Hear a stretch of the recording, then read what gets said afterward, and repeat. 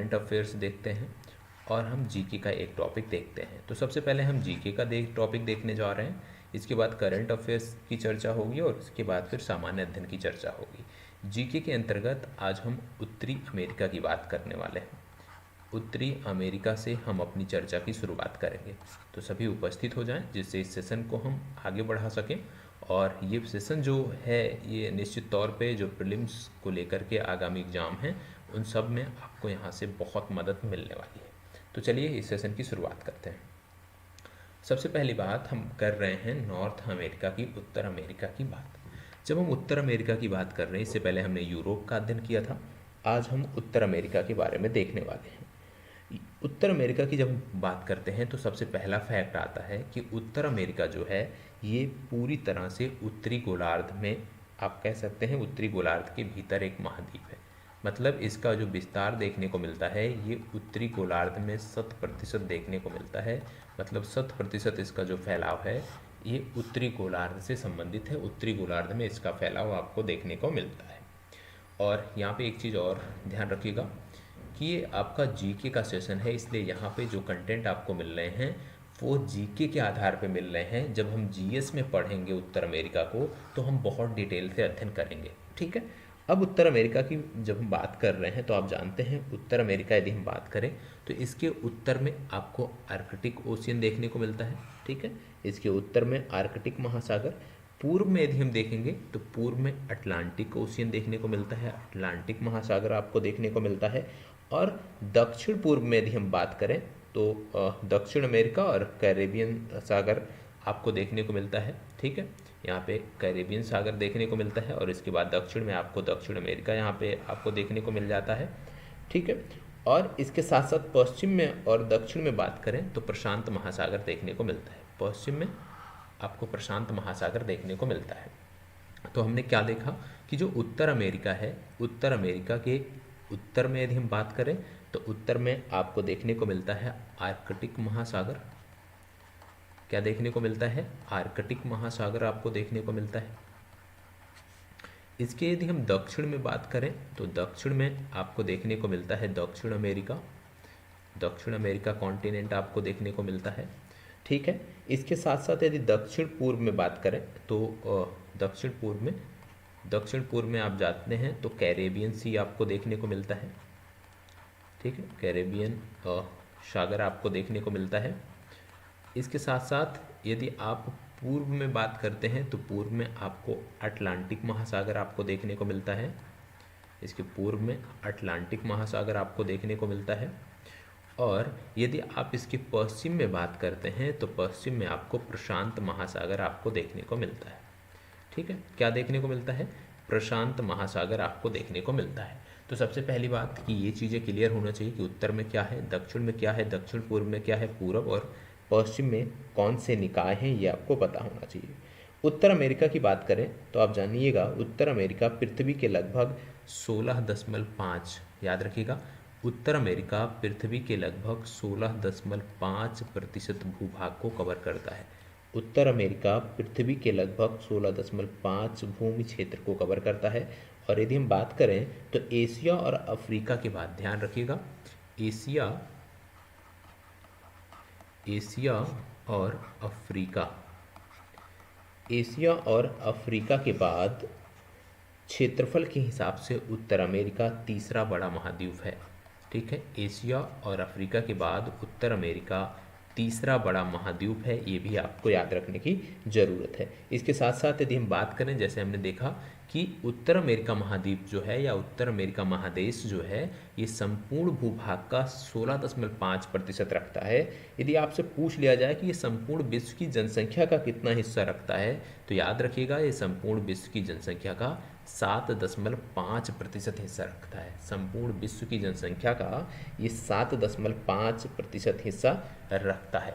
उत्तर America की हम बात कर रहे हैं तो कुछ फैक्ट और हैं जो आपकी परीक्षाओं में अक्सर पूछे जाते हैं, उन पर भी हमें विचार करना चाहिए।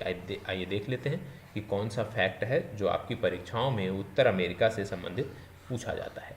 सबसे पहले जब हम उत्तर अमेरिका की बात कर रहे हैं, आप प्राकृतिक मैप देख रहे हैं उत्तर अमेरिका का, तो उत्तर अमेरिका में सबसे लंबी जो पर्वत श्रृंखला है वो रॉकी पर्वत श्रृंखला है। क्या नाम है उसका, रॉकी पर्वत श्रृंखला, ये आपको देखने को मिल रहा होगा। ये इस तरह से यहाँ से ऐसे प्रारंभ होता है, ये आपको रॉकी पर्वत श्रृंखला देखने को मिल रहा है। प्रश्न यह भी पूछा जा सकता है कि रॉकी पर्वत श्रृंखला का संबंध किस महादेश से है, तो आप बताएंगे कि रॉकी पर्वत श्रृंखला का संबंध उत्तर अमेरिका से है, उत्तरी अमेरिका से है रॉकी पर्वत श्रृंखला। और यदि आपसे पूछ लिया जाए कि ये जो रॉकी पर्वत श्रृंखला है ये उत्तर अमेरिका के किस भाग में अवस्थित है, तो आप बताएंगे कि उत्तर अमेरिका के पश्चिमी भाग में रॉकी पर्वत श्रृंखला आपको देखने को मिलती है। और याद रखिएगा इसकी जो कुल लंबाई है, यदि हम बात करें कुल लंबाई है तो 4830 किलोमीटर है। 4830 किलोमीटर लंबी ये पर्वत श्रृंखला आपको देखने को मिलती है। ठीक है, उत्तरी अमेरिका में सबसे लंबी पर्वत श्रृंखला ये आपको देखने को मिलती है। इसके बाद आपको एप्लेसियन पर्वत आपको देखने को मिलता है। और जब एप्लेसियन पर्वत की आप बात करते हैं वो इस रीजन में देखने को मिलता है। जैसे अपना अरावली है उसी प्रकार से एप्लेसियन है, मतलब सबसे पुराना, तो ये एप्लेसियन पर्वत भी आपको देखने को मिलता है। और ये पूर्वी तट पे आपको देखने को मिलता है। यह भी लगभग 2400 किलोमीटर तक विस्तारित है, लगभग 2400 किलोमीटर लंबा ये आपको देखने को मिलता है। ठीक है, इसके बाद आपको कैस्केड रेंज देखने को मिलती है। याद रखिएगा एक रॉकी रेंज हो गई, इसी में कैस्केड रेंज भी आपको देखने को मिलती है। और जो कैस्केड रेंज है यदि हम बात करें उसकी बात करें तो याद रखिए जो कैस्केड रेंज है उसकी लंबाई 1100 किलोमीटर है। यहाँ पे इसके क्रम में 3 श्रृंखलाएं देखने को मिलती हैं। ठीक है, रॉकी हो गया, कैस्केड हो गया, ये 3 समानांतर श्रृंखलाएं उत्तर अमेरिका में देखने को मिलती हैं। तो यहाँ पे जो कैस्केड है उसकी भी रेंज आपको 1100 किलोमीटर देखने को मिलती है। इस तरह से आपको देखने को मिलता है। यहाँ पे 3 रेंज समानांतर रेंज आपको अमेरिका के पश्चिमी भाग में देखने को मिलती हैं।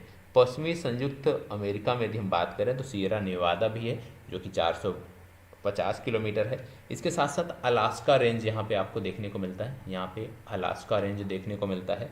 और अलास्का रेंज की बात करें तो उत्तर अमेरिका का सबसे ऊंचा जो पर्वत, उत्तर अमेरिका का जो आप कह सकते हो सबसे ऊंचा पर्वत जो है जिसका नाम माउंट डेनाली, ये भी आपको यहीं पर देखने को अलास्का रेंज में देखने को मिलता है। ठीक है, तो ये तो बात हो गई, पर्वतों की बात हो गई, माउंट डेनाली की बात आपने कर लिया। ठीक है, इतनी जानकारी आपकी हो गई। इसके बाद जब आप बढ़ते हैं उत्तर अमेरिका में, फिर बात आती है नदियों की। और जब उत्तर अमेरिका में नदियों की आप बात करते हैं, उत्तर अमेरिका में जब आप नदियों के बारे में बात करते हैं तो उत्तर अमेरिका में नदियों के बारे में आप याद रखिएगा, जब हम नदियों की चर्चा कर रहे हैं उत्तर अमेरिका में तो कुछ चीज़ें हैं जो आपको याद रखना है। क्या? सबसे पहले उत्तर अमेरिका की जो सबसे लंबी नदी है उसका नाम है मिसिसिपी मिसौरी। क्या नाम है? Mississippi Missouri. मिसिसिपी मिसौरी क्या है? मिसिसिपी मिसौरी जो है ये उत्तर अमेरिका की आप कह सकते हैं सबसे लंबी नदी है, ये आपको पता होना चाहिए। और ये 6275 किलोमीटर बहकर फिर जाके 6275 किलोमीटर बह के फिर जाके ये कहाँ मिल जाती है? ये मैक्सिको की खाड़ी में आपको जाके देखने को मिलती है। मैक्सिको की खाड़ी में ये डेल्टा बनाती है। ठीक है, तो मिसिसिपी मिसौरी नदी का डेल्टा कहाँ देखने को मिलता है? मैक्सिको की खाड़ी में।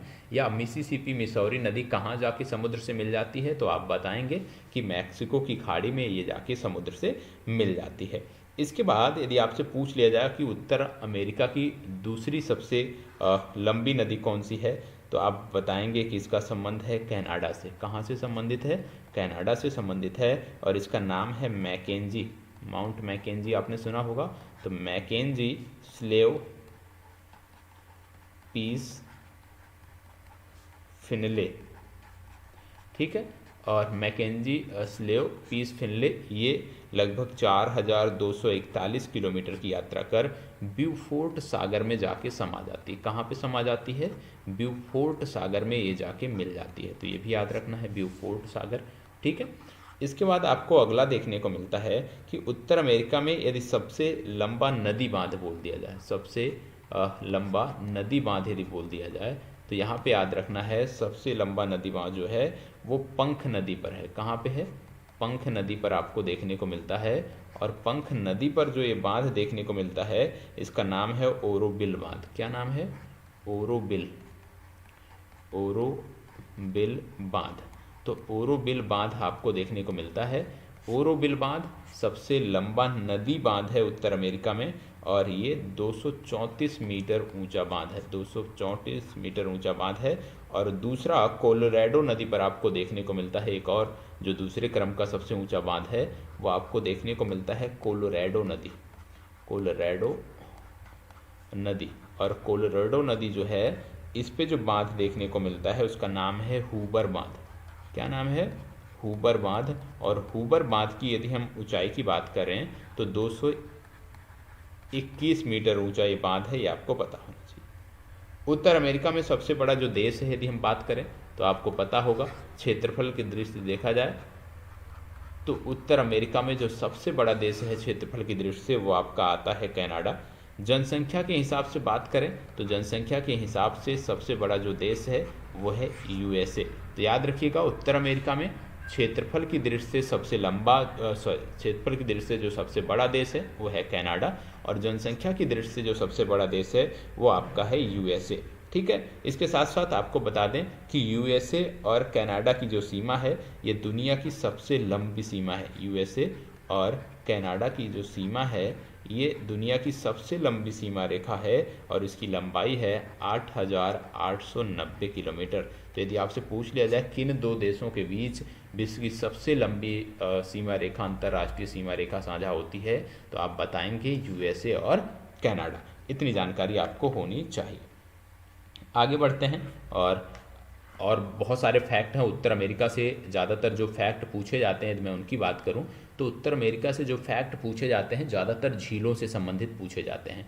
उत्तर अमेरिका की जब आप बात करते हो, दो प्रकार की झीलें देखने को मिलती हैं। एक हो गया द ग्रेट लेक्स, और द ग्रेट लेक्स में जो झीलें आती हैं ये अपने आप में बहुत महत्वपूर्ण हैं। ठीक है, जैसे यदि हम बात करें सबसे पहले कि भैया उत्तर अमेरिका की जो आप कह लीजिए कि सबसे बड़ी झील कौन सी है। ठीक है, नॉर्थ अमेरिका की सबसे बड़ी झील, नॉर्थ अमेरिका की सबसे बड़ी झील कौन सी है? तो आप बताएंगे कि नॉर्थ अमेरिका की जो सबसे बड़ी झील है उसका नाम है सुपीरियर। क्या नाम है? सुपीरियर झील। सुपीरियर झील उत्तर अमेरिका की सबसे बड़ी झील है, और उत्तर अमेरिका की सबसे बड़ी मीठे पानी की भी झील है। तो याद रखिएगा, सुपीरियर झील जिसका क्षेत्रफल 82,000 लगभग वर्ग किलोमीटर है, ये उत्तर अमेरिका की सबसे बड़ी मीठे पानी की झील है, ये आपको पता होना चाहिए। अब यहाँ पे जो झीलों का क्रम देखने को मिलता है, इनमें जैसे एक क्रम द ग्रेट लेक्स के अंतर्गत आता है, जिनमें सुपीरियर, मिशिगन, हॉरोन, इरी और ओंटारियो आता है। तो ये चार झीलें आपको पता होना चाहिए, सुपीरियर, मिशिगन, हॉरोन, इरी और ओंटारियो। ये चार प्रमुख झीलें हैं जो आपको याद रखने की ज़रूरत है। ये ग्रेट लेक्स के अंतर्गत आती हैं। यदि कभी पूछा जाता है इनसे संबंधित प्रश्न, तो इनसे पूछा जाता है कि इन झीलों का पश्चिम से पूर्व क्रम में सजाइए। तो पश्चिम से पूर्व जब आप बढ़ते हैं तो सबसे पहले आता है सुपीरियर, पश्चिम से पूर्व में सबसे पहले आता है सुपीरियर। सुपीरियर के बाद फिर अगला देखने को मिलता है मिशिगन, मिशिगन के बाद अगला देखने को मिलता है हॉरोन, और अगला देखने को मिलता है इरी, और इरी के साथ अगला देखने को मिलता है ओंटारियो। तो ये पहले याद रखना है, सुपीरियर, मिशिगन, हॉरोन, इरी और ओंटारियो, इनका पश्चिम से पूर्व क्रम है, ये आपको पता होना चाहिए। ठीक है, अब एक चीज़ और आपको शायद डाउट होगा, अभी हमने आपको बताया कि भैया उत्तर अमेरिका की जो सबसे ऊंची चोटी है उसका नाम है माउंट डेनाली। मैंने अभी बताया ना कि उत्तर अमेरिका की सबसे ऊंची जो चोटी है उसका नाम है माउंट डेनाली, और माउंट डेनाली देखने को कहाँ मिलता है? तो मैंने आपको बताया अलास्का रेंज में देखने को मिलता है। अब आप में से बहुत सारे लोग बोलेंगे कि सर हमने तो पढ़ा था माउंट मैकिनले, हमने पढ़ा था माउंट मैकिनले। तो आपको बता दें ये जो माउंट मैकिनले हुआ करता था, इसी माउंट मैकिनले का ही नया नाम है माउंट डेनाली। तो यदि याद रखना है कि डेनाली या मैकिनले एक ही शब्द है, जो भी परीक्षा में दिया गया है उसको आप टिक करेंगे। अब एक प्रश्न और पूछा जाता है कि उत्तर अमेरिका में सबसे ऊंचा ज्वालामुखी कौन सा है? तो याद रखिएगा इसका नाम है पिको डी ओरिज़ोबा। क्या नाम है? पिको, 1 मिनट,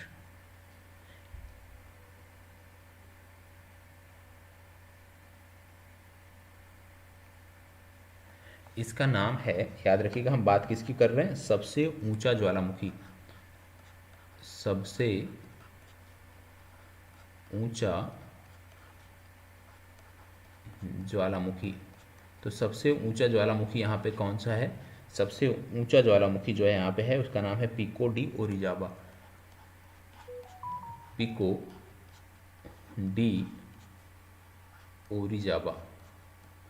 ठीक है, पिको डी ओरिजाबा जो है, माउंट पिको डी ओरिजाबा जो है, ये आप कह सकते हैं उत्तर अमेरिका में सबसे ऊंचा ज्वालामुखी शिखर है। और ये कहाँ पे देखने को मिलता है, ये मैक्सिको में देखने को आपको मिलता है। ठीक है, तो सबसे ऊंचा ज्वालामुखी शिखर हो गया। इसके बाद उत्तर अमेरिका का सबसे बड़ा जो द्वीप है, यदि पूछ लिया जाए कि भैया उत्तर अमेरिका का सबसे बड़ा जो द्वीप है वो कौन सा है, तो उसमें याद रखिएगा ग्रीनलैंड। क्या नाम है, ग्रीनलैंड। ग्रीनलैंड उत्तर अमेरिका का सबसे बड़ा द्वीप है। ग्रीनलैंड उत्तर अमेरिका का सबसे बड़ा द्वीप है, तो ग्रीनलैंड यहाँ पे टिक करना है। दूसरा कहाँ पे है, तो दूसरा कनाडा के वाफिन में है। कहाँ पे है, कनाडा के वाफिन में है। तो वाफिन द्वीप जो है ये दूसरा उत्तर अमेरिका का सबसे बड़ा द्वीप है, ग्रीनलैंड और वाफिन। तो ग्रीनलैंड आप जान रहे हैं, ग्रीनलैंड ये आपको रहा। ठीक है, ग्रीनलैंड ये आपको देखने को मिलता है, ये उत्तर अमेरिका का सबसे बड़ा द्वीप है जिसको बोलते हैं ग्रीनलैंड। ठीक है, तो उत्तर अमेरिका का सबसे बड़ा द्वीप कौन सा हो गया, ग्रीनलैंड, आपको जानकारी होनी चाहिए। अब जब हम उत्तर अमेरिका की बात कर रहे हैं तो एक चीज़ और याद रखिएगा यहाँ पे, ठीक है, कि उत्तर अमेरिका में बहुत सारे मरुस्थल भी देखने को मिलते हैं। क्या देखने को मिलते हैं, उत्तर अमेरिका में बहुत सारे मरुस्थल भी देखने को मिलते हैं। अब उत्तर अमेरिका के जो मरुस्थल हैं कौन कौन से हैं, आइए देख लेते हैं कि उत्तर अमेरिका में कौन कौन से मरुस्थल देखने को मिलते हैं, क्योंकि यहाँ से भी परीक्षा में प्रश्न पूछे जा रहे हैं, लगातार पूछे जा रहे हैं, तो आपको इस पे भी गौर करना है। अब उत्तर अमेरिका के जो मरुस्थल हैं ये अपने आप में बहुत महत्वपूर्ण हैं, क्योंकि इनमें से कई सारे ऐसे हैं जो खनिज संसाधनों में समृद्ध हैं और वो आपकी परीक्षाओं की सुर्खियां बने रहते हैं। जैसे सबसे पहले जब हम बात करते हैं उत्तर अमेरिका की, तो आपको पता होगा कि यहाँ पे सबसे पहला जो आपको देखने को मिलता है, एक डेजर्ट आपको जो देखने को मिलता है उसका नाम है चुहुआन, CHIHUA, चिहुआहुआ। ठीक है, हुआन, CHIHUAHUAN, चहुआहुआन। ये जो डेजर्ट है ये बहुत महत्वपूर्ण डेजर्ट है, इसके बारे में आपको पता होना चाहिए। और ये जो डेजर्ट आपको देखने को मिलता है जिसकी हमने अभी बात किया, ये डेजर्ट आपको इस रीजन में देखने को मिलता है। ये जो रीजन है ये है जो है चिहुआहुआन डेजर्ट, इसको बोलते हैं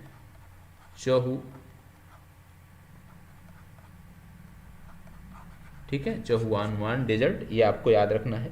फिर दूसरा जो डेजर्ट आपको देखने को मिलता है वो है मोजेओ। क्या है, मोजेओ। मोजेओ डेजर्ट आपको याद रखना है। मोजेओ डेजर्ट की यदि हम बात करें तो मोजेओ डेजर्ट आपको इस रीजन में देखने को मिलता है। मोजेओ डेजर्ट जो है आपको जो देखने को मिलता है वो इस रीजन में आपको देखने को मिलता है, यहाँ पे है मोजेओ डेजर्ट। ठीक है, मोजेओ डेजर्ट देखने को मिलता है। तीसरा जो डेजर्ट आपको मरुस्थल यहाँ पे देखने को मिलता है उसका नाम है सोनोरैन डेजर्ट। ठीक है, सोनोरैन डेजर्ट।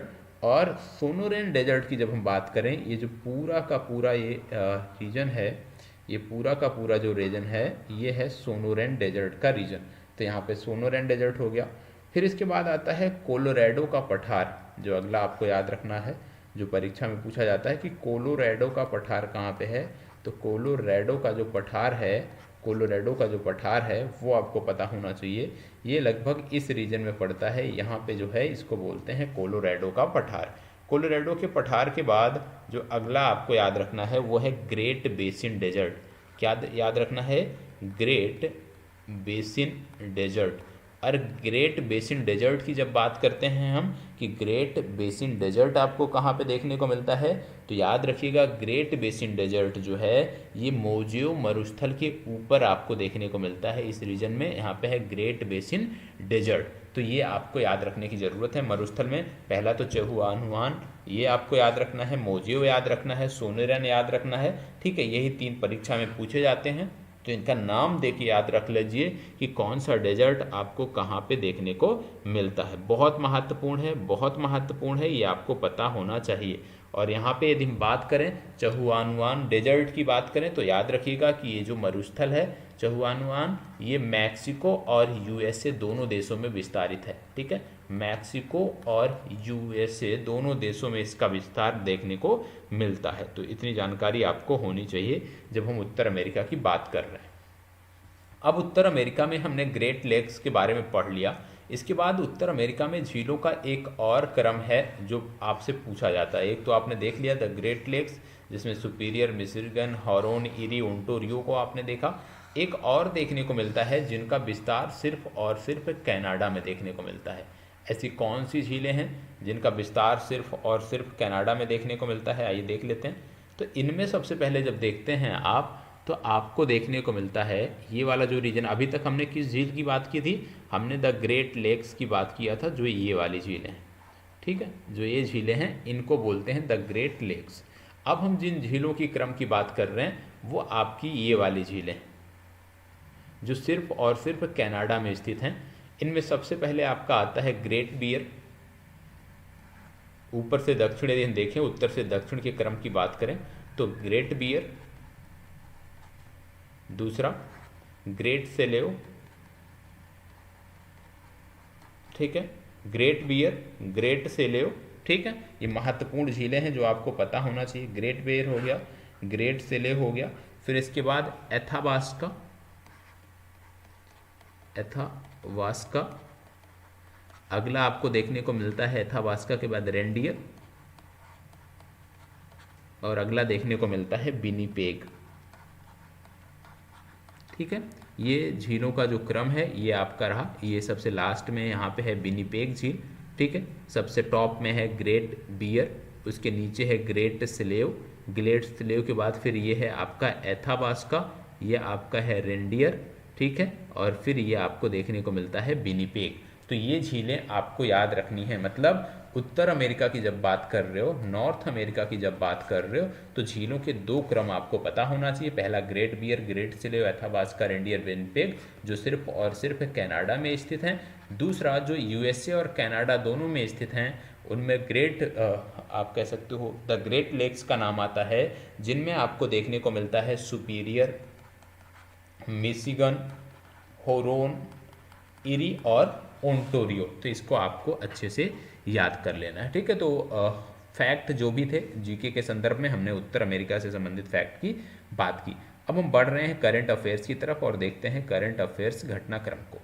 करंट अफेयर्स घटनाक्रम को बहुत ध्यान से देखने की ज़रूरत है, क्योंकि आज के जो प्रश्न हैं बहुत अच्छे प्रश्न आपके इसमें रखे गए हैं। तो इसको बहुत सतर्कता के साथ देखिएगा और नोट करिएगा। बस इतना याद रखिएगा कि आपका क्लास यदि नहीं हो रहा है 1-2 दिन, तो इसका मतलब ये नहीं कि आपकी चीज़ें छूट रही हैं। छूटेंगी कुछ भी नहीं। जनवरी से हमने शुरुआत किया है तो कुछ भी यहाँ पे छूटने वाला नहीं है। प्रश्न है कि भारत का सबसे बड़ा तितली पार्क किस राज्य में बनाया जा रहा है। भारत का सबसे बड़ा तितली पार्क कहाँ बनाया जा रहा है, इसका प्रश्न में थोड़ा सा सुधार कर लीजिएगा। पूर्व भारत का, ठीक है, पूर्व भारत का सबसे बड़ा तितली पार्क किस राज्य में बनाया जा रहा है। 4 विकल्प हैं, उत्तर प्रदेश, मध्य प्रदेश, छत्तीसगढ़, झारखंड। पूर्व भारत का सबसे बड़ा तितली पार्क किस राज्य में बनाया जा रहा है। तो यहाँ पे याद रखिएगा कि पूर्व भारत का सबसे बड़ा जो तितली पार्क है वो झारखंड में बनाया जा रहा है। कहाँ बनाया जा रहा है, झारखंड में। तो पूर्व भारत का सबसे बड़ा जो तितली पार्क है वो झारखंड में बनाया जा रहा है, ठीक है। अब झारखंड में बनाया जा रहा है तो झारखंड आपके लिए महत्वपूर्ण हो जाता है। झारखंड वैसे भी महत्वपूर्ण है, तो कुछ फैक्ट मैं आपको बता देता हूँ। जैसे झारखंड में एक योजना चल रही जिसका नाम है अबुआ आवास योजना। क्या नाम है, अबुआ आवास योजना। अबुआ आवास योजना पूछा जाए किस राज्य की योजना है, आप बताएंगे झारखंड की। इसमें क्या है, इसमें 8 लाख रुपए, याद रखिएगा, सॉरी 8 लाख आवास बनाने हैं। क्या करने हैं? 8 लाख आवास बनाने हैं। और कब तक बनाने हैं? वर्ष 2026 तक 8 लाख आवास तैयार करने हैं। और ये जो आवास होंगे, इनको बनाने के लिए जो गरीब हैं उनको 2 लाख रुपए दिए जाएंगे। 2 लाख रुपए प्रत्येक घर पर दिए जाएंगे। झारखंड से जुड़ी हुई कुछ अन्य चीज़ें बता देता हूँ। जैसे झारखंड में चाहे वो एससी समुदाय के लोग हों, चाहे वो दिव्यांग समुदाय के लोग हों, चाहे एकल महिला हो, तो उनको 1,000 रुपये प्रति महीना पेंशन दी जाती है। अब इसमें क्या कर दिया गया है कि जो आदिवासी दलित होंगे, जो इस राज्य के आदिवासी होंगे, जो दलित होंगे, उनको भी इस योजना का पात्र बना दिया जाएगा, इस पेंशन योजना का, जैसे ही उनकी उम्र 50 वर्ष होगी। मतलब 50 वर्ष में पहुंचने पर ही आदिवासी और दलित महिलाओं को 1,000 रुपये महीने की पेंशन झारखंड राज्य सरकार देगी। ठीक है। इसके साथ साथ यदि आपसे पूछ लिया जाए कि खटिया बिल का संबंध किस राज्य से है, खटिया बिल का संबंध किस राज्य से है, तो याद रखिएगा 1932 का ये खटिया बिल है और इसका संबंध भी झारखंड राज्य से है। क्या है ये, किससे संबंधित है? ये संबंधित है लैंड रिकॉर्ड से। किससे संबंधित है? लैंड रिकॉर्ड से संबंधित है। और इसमें बोला गया है कि खटिया बिल 1932 का जो था, मतलब उस समय का खटिया बिल का मतलब एक लैंड रिकॉर्ड था, तो इस लैंड रिकॉर्ड में जिसका नाम होगा वही इस राज्य के निवासी माने जाएंगे। 1932 के खटिया बिल में जिसका नाम नहीं होगा, लैंड रिकॉर्ड में जिनका नाम नहीं होगा, वो इस राज्य के निवासी नहीं माने जाएंगे। ऐसा झारखंड राज्य सरकार ने किया है। ठीक है। यहाँ पे एक और योजना चल रही जिसका नाम है अबुआ बीर दिसोम योजना। अबुआ बीर दिसोम अभियान। ठीक है। तो अबुआ बीर दिसोम जो अभियान है, ये विशेष रूप से ट्राइबल को लेकर है। किसको लेकर है? ट्राइबल को लेकर है। और यहाँ पे क्या प्रदान किया गया है? इन सभी जनजातियों को कम्युनिटी राइट प्रदान किया गया है। ठीक है।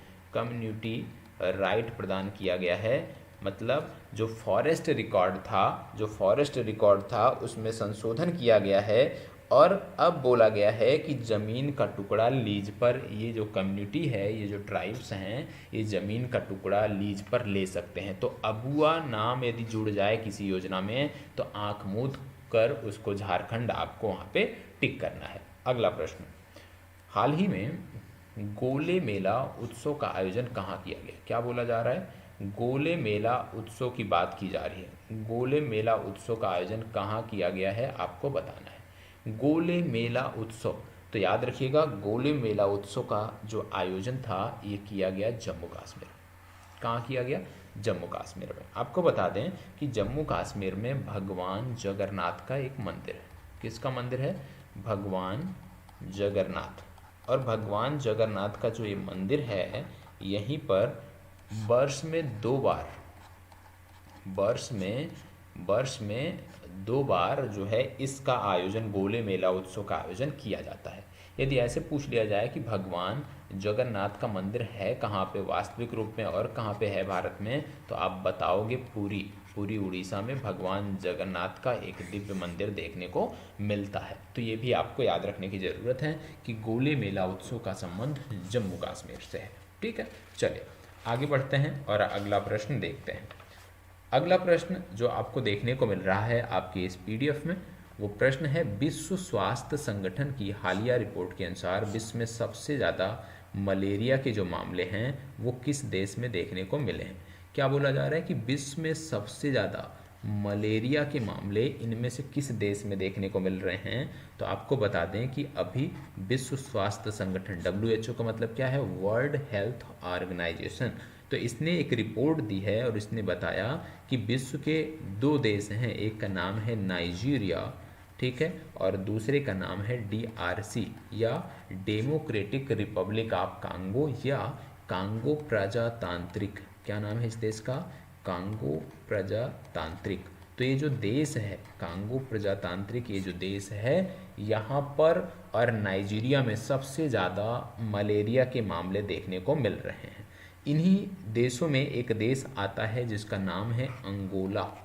यह भी अफ्रीका का एक देश है और अंगोला में तेल का उत्पादन होता था। इस देश में तेल का उत्पादन बड़े पैमाने पर देखने को मिलता है। तो अंगोला जो देश था ये तेल उत्पादन करने वाला देश था, और आप जानते हैं तेल उत्पादन करने वाले जो देश हैं उनका एक संगठन है जिसका नाम है ओपेक। तो अंगोला ने अभी हाल ही में ओपेक को छोड़ दिया है। तो ओपेक के बारे में पूछा जा सकता है, तो इसका मुख्यालय है वियना में। ठीक है, ऑस्ट्रिया की राजधानी वियना। ऑस्ट्रेलिया नहीं, ऑस्ट्रिया।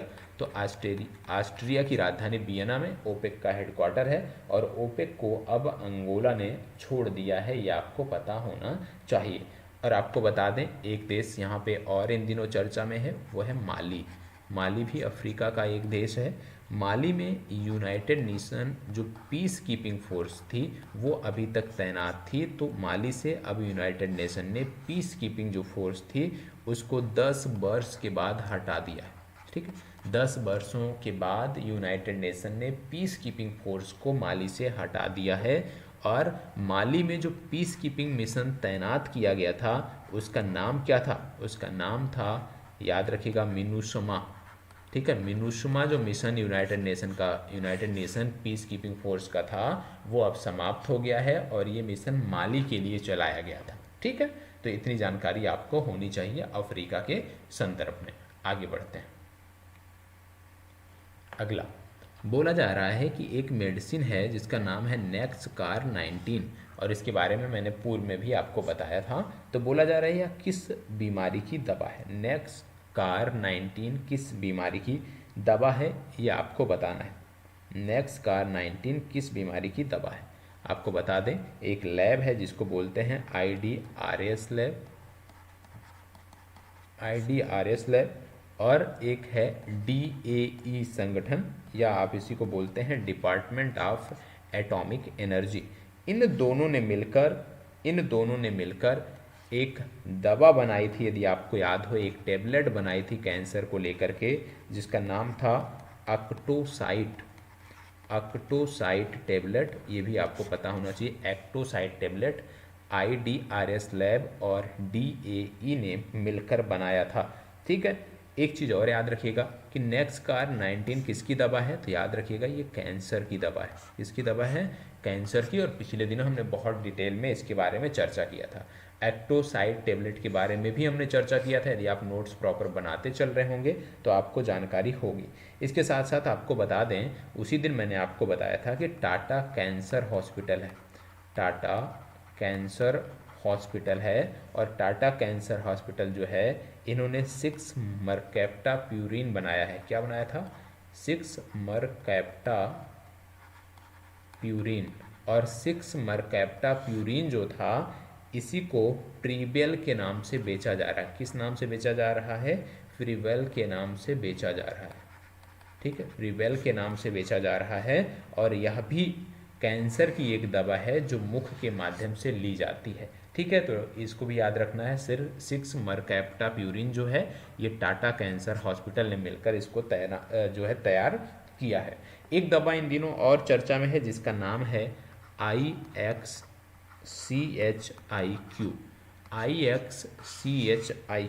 और ये जो दवा है ये दवा है चिकनगुनिया की। किसकी दवा है? चिकनगुनिया की दवा है। और याद रखिएगा कि फ्रांस की एक कंपनी है जो इसको बनाई है जिसने। तो चिक, इसको भी याद रखने की ज़रूरत है कि चिक जो दवा है ये चिकनगुनिया की दवा है। फ्रांस की एक कंपनी ने इसको बनाया है। यदि कंपनी का नाम आप याद रखना चाहते हैं वो भी याद रख सकते हैं। इसका नाम है वेलनेवा। तो वेलनेवा नामक कंपनी ने इसको तैयार किया है। तो कैंसर की दवाएं जो 3 आपको बताई गई और एक चिकनगुनिया की दवा जो बताई गई, ये आपको रट जानी चाहिए। चलिए आगे बढ़ते हैं। हाल ही में चर्चा में रहा केशवदेव मंदिर का संबंध किस राज्य से है? क्या बोला जा रहा है?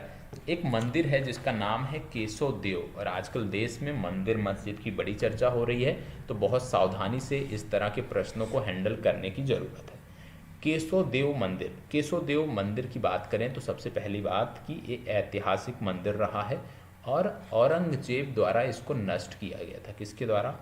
औरंगजेब के द्वारा। तो याद रखिएगा, औरंगजेब द्वारा जो है इसको नष्ट किया गया था। 5000 साल पुराना मंदिर बताया जाता है ये, और औरंगजेब ने इसको नष्ट किया था। कहाँ पे है ये केशव देव मंदिर? तो याद रखिएगा उत्तर प्रदेश के मथुरा में है। कहाँ पे? मथुरा में। मथुरा आप जानते हैं श्री कृष्ण की जन्म स्थली मानी जाती है, और जो श्री कृष्ण का जन्मभूमि परिसर है उसी के अंतर्गत ये केशव देव मंदिर आता है, जहाँ पर आज के समय में एक मस्जिद का निर्माण हुआ है। ठीक है, एक मस्जिद का निर्माण हुआ है, और ये मंदिर चर्चा में इसलिए है क्योंकि यहाँ पे भारतीय पुरातत्व सर्वेक्षण जो है, ठीक है, उसको यहाँ पे अनुमति मिल गई है। किसके लिए? इसका सर्वेक्षण करने के लिए। तो ये मंदिर चर्चा में है। इससे पहले आप जानते हैं ज्ञान वापी मस्जिद चर्चा में थी। ज्ञान वापी मस्जिद, और ज्ञान वापी मस्जिद वाराणसी से संबंधित थी। ठीक, वह भी काफ़ी चर्चा में थी, तो पूछा भी गया था कई सारे एग्जाम में। तो यहाँ पे केशव देव मंदिर के बारे में पूछा जा सकता है, तो यह भी आपको याद रखने की ज़रूरत है। अब हमने बात किया कि भैया इसका संबंध मथुरा से है।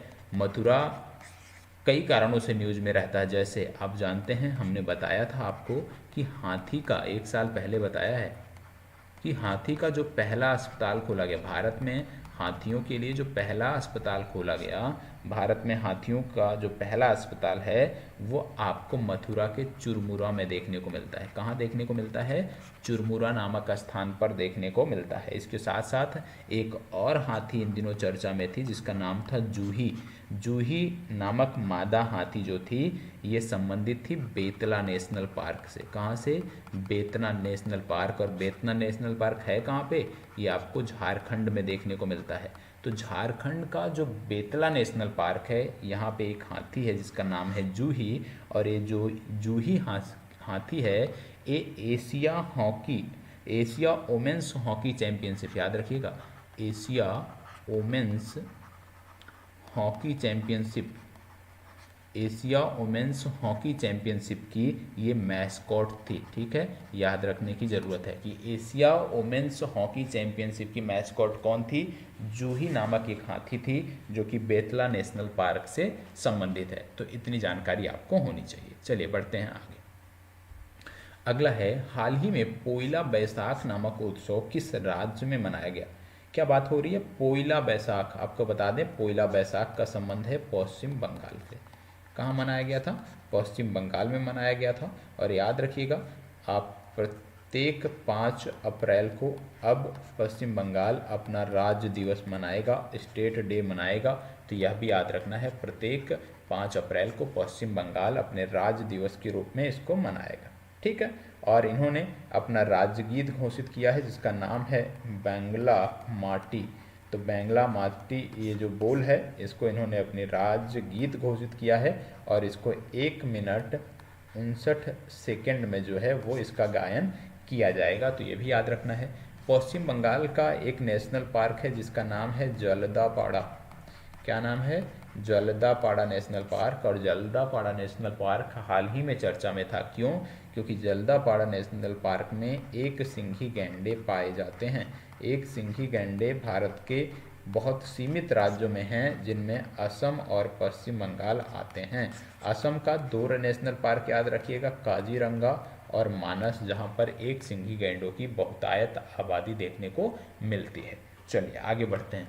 अगला है, ज़ॉम्बी डियर डिजीज हाल ही में किस देश में देखने को मिला?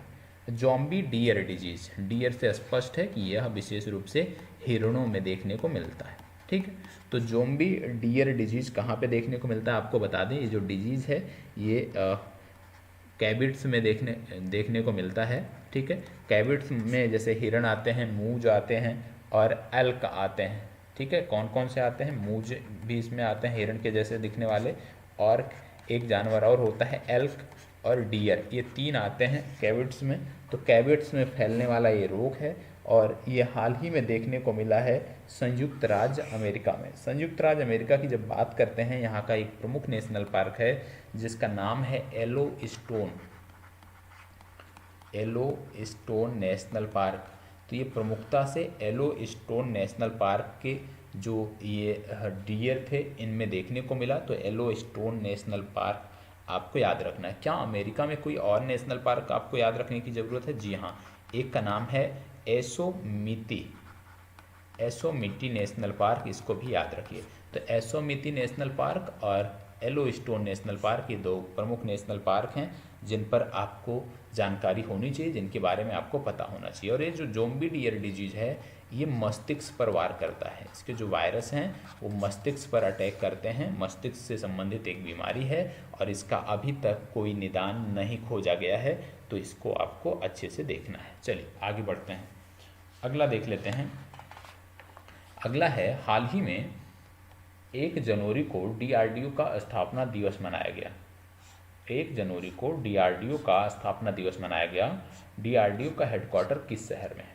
डीआरडीओ की बात हो रही है तो आपको पता होगा 1 जनवरी को डीआरडीओ की जब हम बात करते हैं तो डीआरडीओ का स्थापना दिवस मनाया गया 1 जनवरी को, ठीक है। और डीआरडीओ का ये 66वां स्थापना दिवस था।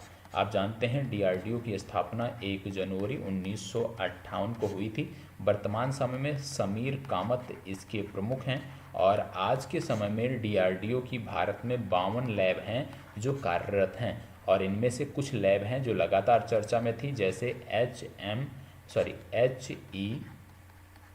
HEMRL। और ये कहाँ पे है लैब इनकी? ये पुणे में है। इसने क्या बनाया था? इसने बनाया था quantity distance software, quantity distance software बनाया था, ठीक है। अस्त्र नामक, यदि हम मिसाइल की बात करें, अस्त्र नामक जो मिसाइल है वह भी डीआरडीओ ने तैयार किया था। D4 एक डिफेंस सिस्टम है जो वर्तमान समय में राष्ट्रपति भवन की सुरक्षा में लगा है, इसको भी डीआरडीओ ने बनाया था। तो डीआरडीओ का जो योगदान है हमारे डिफेंस सिस्टम में वो बहुत ही महत्वपूर्ण है। INS सागर धोनी का आपने नाम सुना होगा।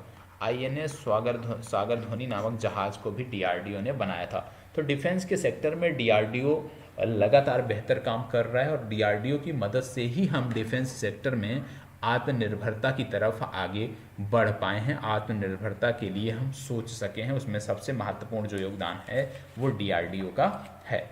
अगला है, राष्ट्रीय युवा महोत्सव 2023 का आयोजन कहाँ किया गया? 27वें राष्ट्रीय युवा महोत्सव 2023 का आयोजन कहाँ किया गया? तो इसका आयोजन महाराष्ट्र के नासिक में किया गया। कहाँ किया गया? महाराष्ट्र के नासिक में किया गया। और खेल एवं युवा मामलों का जो मंत्रालय है, खेल एवं युवा मामलों का जो मंत्रालय है उसके द्वारा ये आयोजन किया गया। पिछला कहाँ किया गया था? पिछला किया गया था कर्नाटक में। कर्नाटक के किस शहर में? हुबली में। तो पिछला कर्नाटक के हुबली में किया गया था, मतलब 26वां जो है वो कर्नाटक के हुबली में किया गया था। आगे बढ़ते हैं। क्वीन मार्गरेट द्वितीय का संबंध किस देश से है? तो याद रखिएगा डेनमार्क से इनका संबंध है। अब इसके बाद यहाँ पे जो शासन होगा वो होगा, राजा जो होंगे उनका नाम होगा फेडरिक हेनरिक एंड्रे, ठीक है। फेडरिक हेनरिक एंड्रे अब यहाँ के नए राजा होंगे, ये आपको पता होना चाहिए, ठीक है। तो इतनी जानकारी यदि आपके पास है तो निश्चित तौर पे करंट अफेयर्स में लगातार आपकी चीज़ें बेहतर हो रही होंगी, उसमें परेशान होने की आपको कोई आवश्यकता नहीं है। अब हम बात करेंगे रसायन विज्ञान की, क्योंकि हमारा जो तीसरा टॉपिक है वो जीएस का टॉपिक है और जीएस के टॉपिक के अंतर्गत आपको पता होगा हम रसायन विज्ञान का अध्ययन कर रहे थे और रसायन विज्ञान में हम पहुँचे कहाँ पे थे तो उसकी हम बात कर लेते हैं। रसायन विज्ञान में कि हमने जो पिछली क्लास में हमारी चर्चा हुई है, पिछली क्लास में कितनी चर्चा हमारी हुई है उसके बारे में हम बात करेंगे, ठीक है। आगे की जो चर्चा है वो है रसायन विज्ञान से संबंधित। तो हम रसायन विज्ञान पे हम आ गए हैं, हम अपने सामान्य अध्ययन के टॉपिक को अब हम डिस्कस करने वाले हैं। रसायन अध्ययन हम करने वाले हैं, रसायन विज्ञान का अध्ययन करने वाले हैं। और यहाँ पे आपको बता दूँ, जब हम रसायन विज्ञान का अध्ययन करने जा रहे हैं कि पिछला जो हमने पढ़ा था वो हमने पढ़ा था separation of mixture, separation of mixture की हमने चर्चा किया था, ठीक है। सेपरेशन ऑफ मिक्सचर की हमने चर्चा किया था, या इसी को बोलते हैं मिश्रणों का पृथक्करण, ठीक है। मिश्रणों का पृथक्करण, मिश्रणों के पृथक्करण की बात हम कर रहे थे, ठीक है। अब यहाँ पे कुछ चीज़ें हमने पढ़ा था, जैसे हमने फिल्ट्रेशन पढ़ा था, जैसे हमने डिस्टिलेशन पढ़ा था, जैसे हमने पढ़ा था फ्रैक्शनल डिस्टिलेशन। ठीक है, तो उसी के बाद हम जो देखने वाले हैं वो हम देखने वाले हैं सब्लिमेशन। अगला जो हम देखने वाले हैं पांचवा वो है सब्लिमेशन। क्या देखने वाले हैं? सब्लिमेशन। सब्लिमेशन क्या होता है? सब्लिमेशन का मतलब है ऊर्ध्वपातन। क्या है? ऊर्ध्वपातन। आप सब जानते होंगे, इसको आप स्वयं से नोट कर लीजिएगा क्योंकि ऊर्ध्वपातन में बहुत कुछ बताने की आवश्यकता नहीं है। अगला जो है छठवां जो आता है, एक आपका होमवर्क है, नहीं आएगा कल मैं बताऊंगा, पहले आप स्वयं से प्रयास करिएगा। ठीक है, अगला आता है क्रोमेटोग्राफी। ठीक है, ये थोड़ा सा ज़रूरी है ना कि आपको होमवर्क दिया जाए। अगला आता है जो टफ है वो मैं निश्चित तौर पे बता रहा हूँ, क्रोमेटोग्राफी। क्रोमेटोग्राफी या इसी को बोलते हैं वर्ण लेखन। वर्ण लेखन। अब क्रोमेटोग्राफी या वर्ण लेखन की हम बात कर रहे हैं। क्रोमेटोग्राफी या वर्ण लेखन की जब बात करते हैं तो सबसे पहले रंगीन रसायनों को अलग करने की विधि है। क्या है ये रंगीन रसायनों को, नोट करते चलिएगा, रंगीन रसायनों को अलग करने की विधि है। अलग करने की जो विधि है उसको बोलते हैं वर्ण लेखन या क्रोमेटोग्राफी। दूसरा इसके बारे में क्या बता सकते हैं हम कि भैया कलर को सेपरेट करने के लिए, क्योंकि ये रंगीन रसायनों को अलग करने के लिए है, तो जो कलर होता है, रंग जो होता है, रंग को अलग करने के लिए हम किसका प्रयोग करते हैं? तो याद रखिएगा, रंग को अलग करने के लिए हम सिलिका जेल का प्रयोग करते हैं। किसका? Silica gel. पूछा जा सकता है रंग को अलग करने के लिए किसका प्रयोग किया जाता है, तो आप बताएंगे सिलिका जेल का प्रयोग किया जाता है। ठीक है, अब याद रखिएगा कि क्रोमेटोग्राफी है क्या? किसी मिश्रण से अलग अलग रंगों को अलग करने की जो विधि है, अलग अलग रंगों को जो अलग करने की विधि है उसको बोलते हैं क्रोमेटोग्राफी। तो याद रखिएगा, क्रोमेटोग्राफी मतलब मिश्रण से अलग अलग रंगों को अलग करने की जो विधि है उसको बोलते हैं क्रोमेटोग्राफी। इतनी जानकारी आपको होना चाहिए। तो ये क्रोमेटोग्राफी आपका हो गया। ठीक है, क्रोमेटोग्राफी के बाद अगला जो देखने को मिलता है वो आता है सॉल्यूशन। अगला आपको देखने को मिलता है सॉल्यूशन। ठीक है, सॉल्यूशन या इसी को बोलते हैं विलयन। ठीक है, तो ये जो मिश्रणों के पृथक करने की जो विधि थी वो समाप्त हुई और उसके बाद एक नए टॉपिक पे हम बढ़ रहे हैं जिसका नाम है सॉल्यूशन या विलयन। क्योंकि मिश्रणों के पृथक्करण करने की जो विधियां थी उनमें जितनी महत्वपूर्ण थी, जो प्रमुख हैं, 6 हमने आपको बता दिया है। ठीक है, अब इसके बाद अगला टॉपिक आता है सॉल्यूशन या विलयन। सॉल्यूशन या विलयन की जब बात करते हैं तो यहाँ पे 2 तथ्य आपको देखने को मिलते हैं। पहला देखने को मिलता है सॉल्यूट, SOLUTE, या इसी को आप बोलते हैं विलेय। क्या देखने को मिलता है? विलेय। और दूसरा जो आपको देखने को मिलता है वो है सॉल्वेंट। ठीक है, सॉल्वेंट या इसी को बोलते हैं विलायक। ठीक है, विलेय और विलायक की यहाँ पे बात हो रही है। ठीक है, तो कहने का मतलब है कि विलयन क्या होता है? विलेय व विलायक के मिश्रण को, विलेय और विलायक के मिश्रण को हम क्या कहते हैं? तो विलेय और विलायक के मिश्रण को हम क्या कहते हैं? विलयन कहते हैं। तो याद रखिएगा, विलेय और विलायक के मिश्रण को विलयन कहा जाता है, ये आपको पता होना चाहिए। विलेय और विलायक के मिश्रण को विलयन कहते हैं। जैसे मान लो ये कोई जार है या पात्र है, अब इसमें हमने मान लो जल भर रखा है, जल भर रखा है, और ये जो जल भर रखा है अब इसमें हम क्या कर रहे हैं? चीनी मिला रहे हैं। मान लो ये चीनी है, अब हम चीनी मिला रहे हैं, तो चीनी क्या होगी? पहले तो घुलेगी कुछ समय तक और फिर जाके क्या होगा? जब अमाउंट हम बढ़ा देंगे तो नीचे जाके बैठने लगेगी। ठीक है, तो लेस, अब इसमें क्या देखने को मिल रहा है कि ये जो जल है ये क्या है? हाई अमाउंट ऑफ सब्सटेंस है। ठीक है, और जो चीनी है ये क्या देखने को मिल रहा है? लेस अमाउंट में देखने को मिल रहा है। तो इसी प्रकार से जैसे सोडियम क्लोराइड और वाटर का मिश्रण है तो उसको आप बोलेंगे विलयन। तो कहने का मतलब है कि ये विलयन क्या होता है? मतलब विलेय और विलायक के मिश्रण को जो है वो विलयन कहते हैं। विलेय और विलायक के मिश्रण को हम क्या कहते हैं? विलयन कहते हैं। ये आपको पता होना चाहिए, सॉल्यूशन कहते हैं। अब ये तो हो गया विलयन किसे कहते हैं। जो विलयन होता है उसके कई सारे प्रकार होते हैं। Type of solution, type of solution. और टाइप ऑफ सॉल्यूशन में जब हम देखते हैं तो 3 देखने को मिलते हैं। पहला देखने को मिलता है ट्रू सॉल्यूशन, ठीक है, ट्रू सॉल्यूशन देखने को मिलता है। दूसरा आपको देखने को मिलता है कोलाइडल, कोलाइडल, ठीक है, कोलाइडल सॉल्यूशन। और तीसरा आपको देखने को मिलता है सस्पेंशन सॉल्यूशन, सस्पेंशन सॉल्यूशन, ठीक है। तो कहने का मतलब है जो विलयन होता है उसके 3 प्रकार देखने को मिल रहे हैं। पहला ट्रू सॉल्यूशन, दूसरा कोलाइडल सॉल्यूशन और तीसरा सस्पेंशन सॉल्यूशन देखने को मिल रहा है। अब एक एक करके इन्हीं को समझना है। पहला हम देखेंगे ट्रू विलयन क्या होता है, ट्रू सॉल्यूशन क्या होता है। तो आइए ट्रू सॉल्यूशन को हम देखते हैं। नाम से स्पष्ट है ट्रू सॉल्यूशन की बात हो रही। तो याद रखिएगा ट्रू सॉल्यूशन का मतलब क्या है। जैसे ये मान लो आपका पानी है, ठीक है, ये पानी है आपका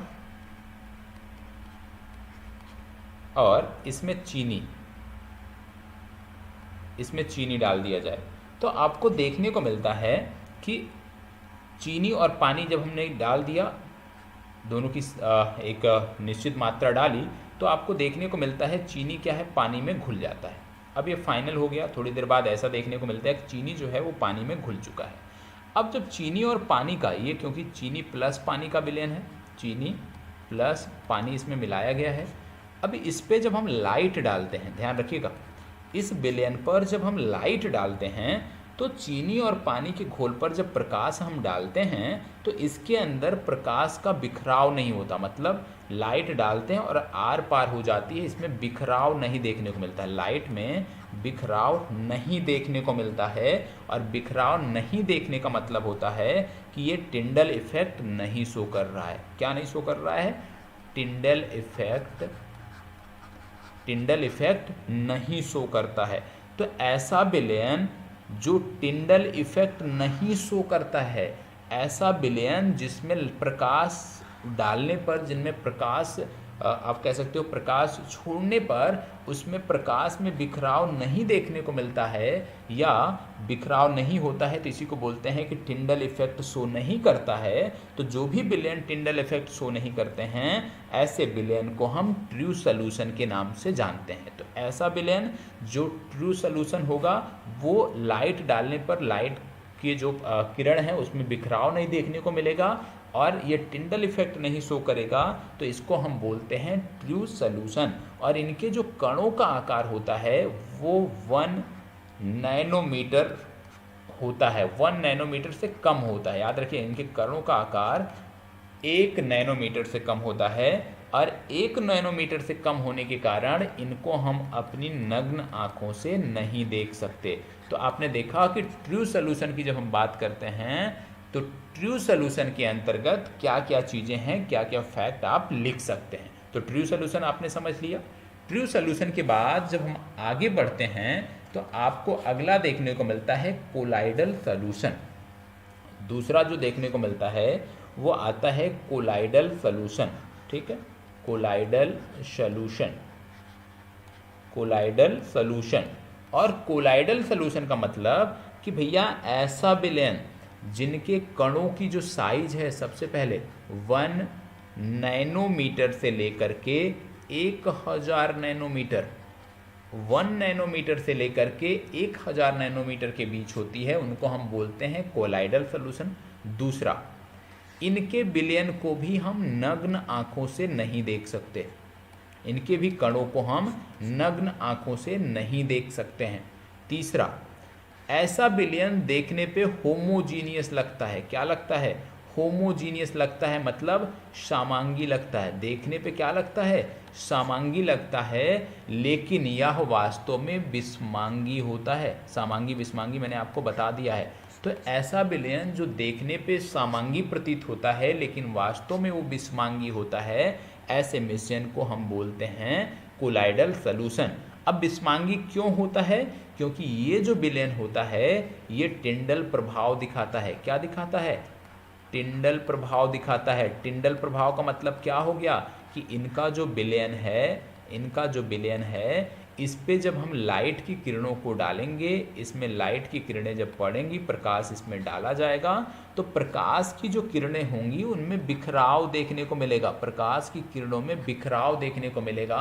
और प्रकाश की किरणों में क्योंकि बिखराव देखने को मिल रहा है तो इसी को हम बोलते हैं टिंडल इफेक्ट। मतलब ये जो विलयन है इसमें प्रकाश डालने पर उसमें बिखराव देखने को मिलता है, या इसी को बोलते हैं स्कैटरिंग देखने को मिलती है। ठीक है, बिखराव को हम बोलते हैं स्कैटरिंग। तो बिखराव देखने को मिलता है या स्कैटरिंग देखने को मिलता है तो उसको हम बोलते हैं कोलाइडल सॉल्यूशन। और इस प्रकार के विलयन में दो अवस्थाएं देखने को मिलती हैं।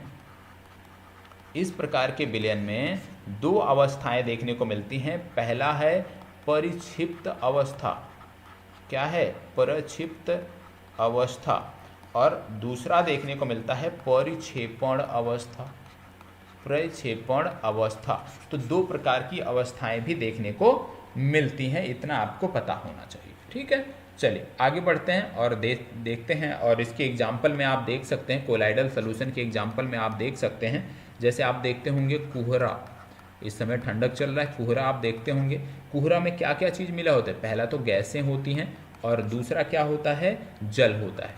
ठीक है, गैस और जल होता है, उनसे मिलकर बनता है कोहरा, इसी एरोसोल भी आप कहते हैं।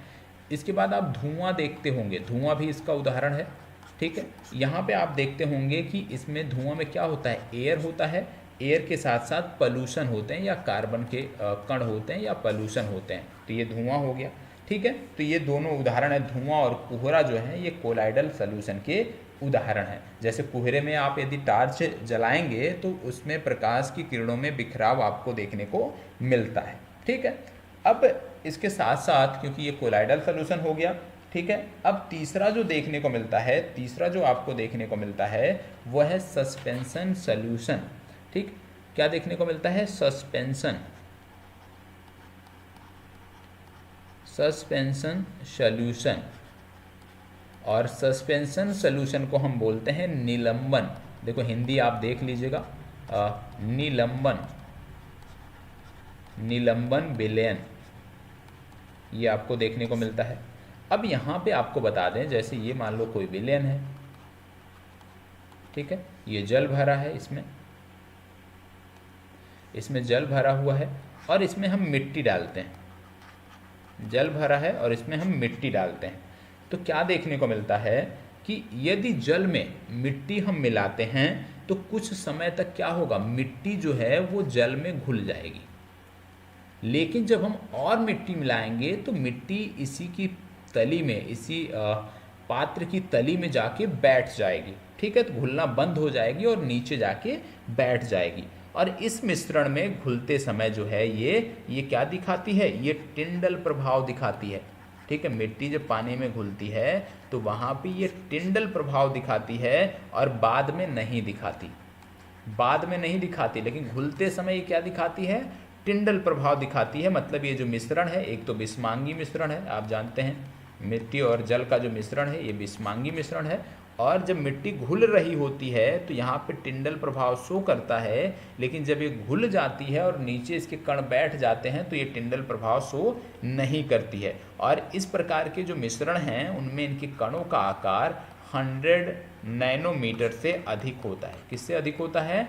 100 नैनोमीटर से अधिक होता है। तो 100 नैनोमीटर से अधिक यदि है तो याद रखिएगा कि यहाँ पे बात किसकी हो रही है? यहाँ पे बात हो रही है सस्पेंशन विलयन की या निलंबन विलयन की, जैसे जल और मिट्टी का मिश्रण, जल और चाक का मिश्रण। ठीक है, अब कुछ चीज़ें और आपसे जो पूछी जाती हैं उसकी मैं यहाँ पे बात कर लेता हूँ। जैसे कुछ चीज़ें पूछा जाता है कि भैया जब सॉलिड और सॉलिड मिलते हैं, सॉलिड प्लस सॉलिड, तो क्या बनता है और इसको क्या कहा जाता है? सॉलिड प्लस सॉलिड जब मिलते हैं इसको बोलते हैं सॉलिड सोल। क्या बोलते हैं? Solid sol. ये परीक्षा में पूछा जाता है, नोट कर लीजिएगा। और इसका एग्जाम्पल क्या है? इसका एग्जाम्पल है, जैसे आप देखते होंगे कलरफुल ग्लास, कलरफुल जो ग्लास आप देखते हैं, ठीक है, या आपके पास जेम स्टोन होगा। जेम स्टोन कहाँ देखने को मिलेगा? सेंट्रल टेबल आपके पास होगी तो उस पर जो रंगीन पत्थर रखे होते हैं उसी को हम बोलते हैं जेम स्टोन। ठीक है, और दूसरा क्या है? यदि सॉलिड और लिक्विड मिलते हैं तो उसको हम क्या कहते हैं, solid plus liquid. Solid plus liquid जब मिलते हैं तो इसको हम बोलते हैं सोल। क्या बोलते हैं, सोल। और इसका एग्जाम्पल क्या है, इसका एग्जाम्पल है पेंट।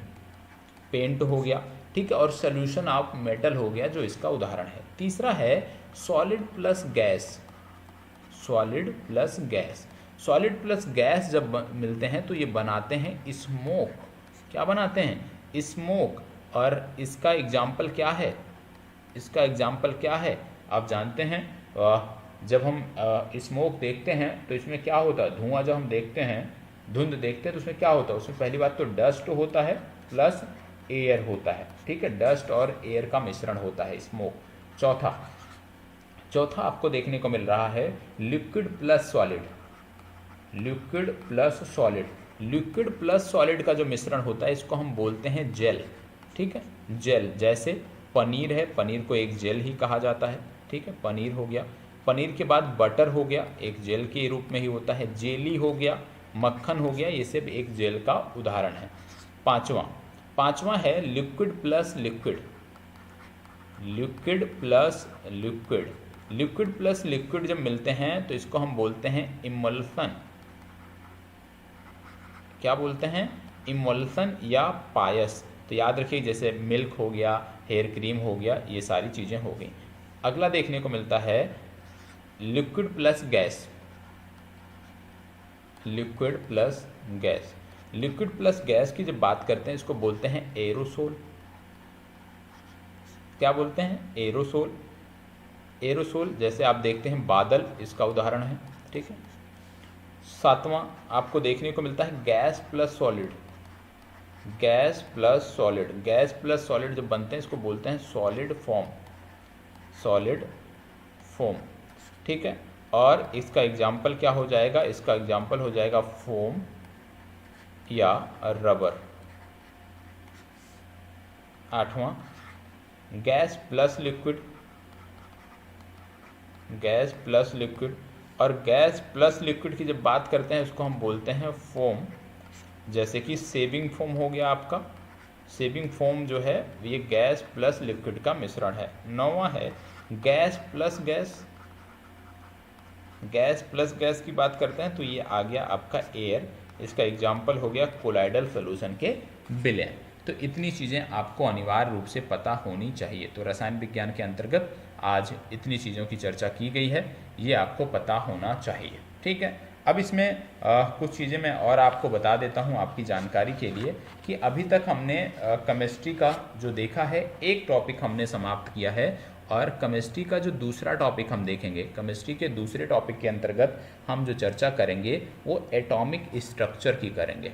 किसकी करेंगे, एटॉमिक स्ट्रक्चर की हम चर्चा करेंगे। तो आपकी जिम्मेदारी बनती है कि एटॉमिक स्ट्रक्चर को पहले से पढ़ कर आइए, पहले से पढ़कर आइए, और कल के सेशन में हम इसी से जुड़ी हुई चर्चा करेंगे। इसी से जुड़ी हुई चर्चा आपको, एटॉमिक स्ट्रक्चर से जुड़ी हुई चर्चा आपको देखने को मिलेगी। तो आज का जो सेशन है वो समाप्त हुआ। आज के सेशन में हमने सबसे पहले देखा करंट अफेयर्स, करंट अफेयर्स के बाद हमने देखा जीके, जीके के बाद हमने देखा जीएस, और इसी के साथ हमारा 100% आज का कंप्लीट हुआ टारगेट। अब वीकली टारगेट, जब आप ये वीडियो देख रहे हैं तो वीकली टारगेट की भी वीडियो आपको मिल गई होगी। वीकली टारगेट की वीडियो से बुधवार से अपनी चर्चा को प्रारंभ करिए, ठीक है। टेस्ट का क्या रहा रिस्पांस, टेस्ट के रिस्पांस को लेकर के भी मैं आपको नेक्स्ट सेशन में अवगत कराता हूँ। धन्यवाद, बहुत बहुत आभार।